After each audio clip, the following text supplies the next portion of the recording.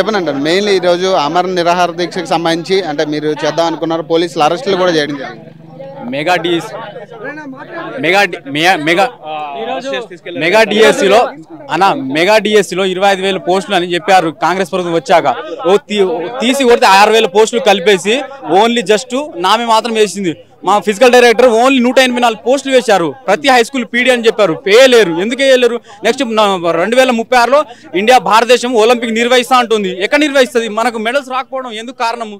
140 కోట్ల జనాభా ఉన్నది, ఏం చేస్తాం మనం? నాయకులు ఏం చెప్తున్నారు మరి దీని గురించి? రాని పిఏ సీఎం పిఏ మాకు ఇక్కడ అనగదొక్కుతుండు, రానిట్లేదు అధికారులు మమ్మల్ని. మేము సీఎం ఇంటికి వెళ్ళాం లేదు సీఎం కళ్ళతోనే చూసిరుగా, కళ్ళ ముందే ఎట్లెత్తికిపోతారు స్టూడెంట్స్ నిరుద్యోగుల్ని.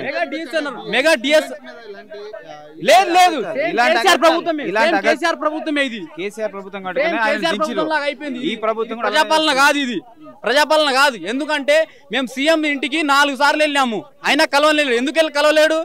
మా పోస్టులు పెంచాలని వెళ్ళాము, మా బాధ చెప్పాలని.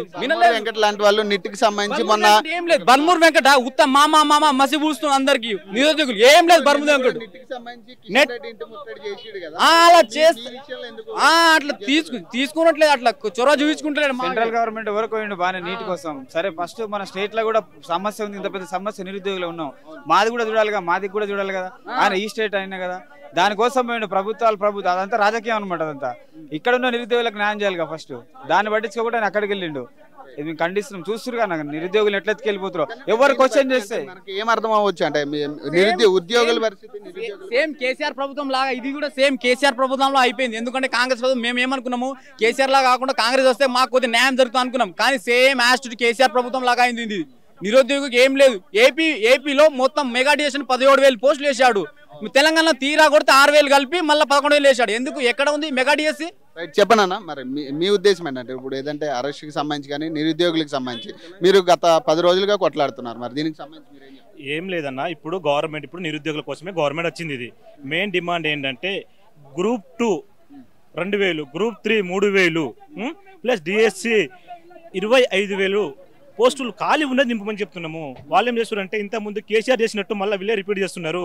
కాంగ్రెస్ గవర్నమెంట్ రావడానికి మెయిన్ కారణం మన నిరుద్యోగులు మాత్రమే. మా డిమాండ్ ఏంటంటే పోస్టులు పెంచండి. అదే విధంగా చెప్పడం కూడా అంటే ప్రజా పరిపాలన ఖచ్చితంగా 24 గంటలు మా డోర్లు ఓపెన్ ఉంటాయి, ఎవరు వచ్చి ఏ సమస్య చెప్పుకోవాలన్నా మేము పరిశీలిస్తామని చెప్పడం జరిగింది. మరి ఈ రోజు మరి నిరుద్యోగులకి ఎంట్రీ లేదా? మరి అదే అనిపిస్తుంది. ఇప్పుడు వాళ్ళేమి ఇచ్చారంటే ప్రజాపాలన, ఎవరైనా రావచ్చు, ఎవరైనా డిమాండ్ చేసుకోవచ్చు, ఎవరైనా ధర్నా చేయొచ్చు, ఎవరైనా ఏమైనా చేసుకోవచ్చు అని పర్మిషన్ ఉంది. అని ఇప్పుడు చూస్తే ఇంతకుముందే మన అన్నను అరెస్ట్ చేసేసారు. ఇది మన గవర్నమెంట్ పరిస్థితి. దీన్ని బట్టి ఎట్లా చూడొచ్చు అంటే అరెస్టులకు సంబంధించి మళ్ళీ రిపీట్ అవుతున్నాయి అనుకోవచ్చా, లేకపోతే ఏంటి? మళ్ళీ అదే ఉంది కదా, ఇప్పుడు కేసీఆర్ చేసిన మిస్టేకే మళ్ళీ రేవంత్ రెడ్డి చేస్తున్నాడు అనిపిస్తుంది. వెంటనే ఇది పరిష్కారం, నిరుద్యోగుల సమస్యను పరిష్కారం చేయాలి. ఇది మా డిమాండ్ మెయిన్. అంటే ఇప్పుడు డిఎస్సి ఎగ్జామ్ మన తెలంగాణలో 27 నుంచి 28,000 స్కూల్స్ ఉన్నాయి. ఒక్క స్కూల్కి ఒక్క పోస్టు ఖాళీ ఉన్నా కూడా 25,000 పోస్టులు ఖాళీగా ఉంటాయి. 11,000 పోస్టులు. బల్మూరు వెంకట్ లాంటి వాళ్ళు కానీ తిన్మార్ మల్లెంట్ లాంటి వాళ్ళు కానీ చాలా సార్లు మాట్లాడడం జరిగింది. మొన్న బల్మూరు వెంకట్ కూడా నిట్టికి సంబంధించి కిషన్ రెడ్డి ఇంటి ముందు ధర్నా చేయడం జరిగింది. మరి మీ నిరుద్యోగులకి అంటే తెలంగాణ నిరుద్యోగుల గురించి ఎందుకు కొట్లాడలేకపోతున్నారు? అదే వాళ్ళ గవర్నమెంట్ ఉంది కాబట్టి వాళ్ళు మాట్లాడలేకపోతున్నారు.